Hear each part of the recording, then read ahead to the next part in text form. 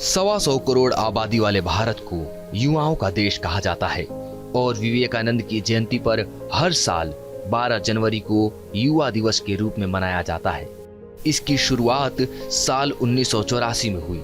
विवेकानंद का नाम तो आपने खूब सुना होगा। उनके जीवन की कुछ बातें ऐसी हैं जिन्हें कभी भुलाया नहीं जा सकता।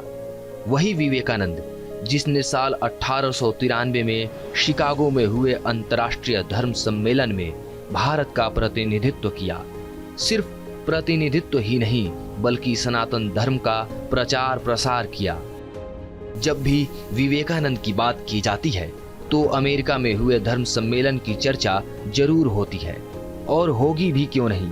उनके भाषण की शुरुआत ऐसी थी कि उन्होंने सबका ध्यान आकर्षित कर लिया।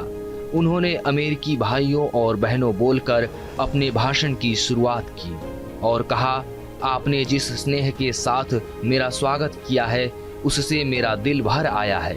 मैं दुनिया की सबसे पुरानी संत परंपरा और सभी धर्मों की जननी की तरफ से धन्यवाद देता हूँ। सभी जातियों और संप्रदायों के लाखों करोड़ों हिंदुओं की तरफ से आपका आभार व्यक्त करता हूँ। विवेकानंद के भाषण पर पूरी सभा 2 मिनट तक तालियों से गूंजती रही।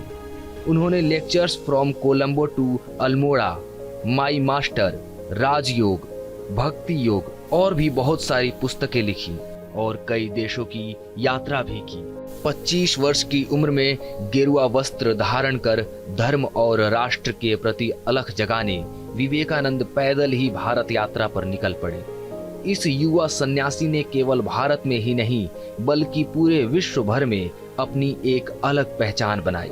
वो पहचान जो मानवता का पाठ पढ़ाती है, जो सबको सद्भाव सिखाती है और एक अनुशासित जीवन शैली की राह दिखाती है। धर्म और राष्ट्र के प्रति समर्पण के साथ ही वो महिलाओं का भी सम्मान करते थे। एक बार की बात है जब विवेकानंद विदेश में किसी समारोह में शामिल हुए। वहां उनके तेजस्वी पौरुष को देख और उनके भाषण से आकर्षित होकर एक महिला ने विवाह का प्रस्ताव दिया। स्वामी विवेकानंद ने पूछा, आप मुझसे शादी क्यों करना चाहती हैं? इस पर महिला ने कहा, मैं आपसे इसलिए शादी करना चाहती हूँ ताकि मुझे आपके ही जैसा गौरवशाली पुत्र मिले। इस पर विवेकानंद ने कहा, देवी, एक सन्यासी होने के नाते मैं आपसे विवाह तो नहीं कर सकता, लेकिन आप चाहो तो मुझे ही अपना पुत्र बना लो।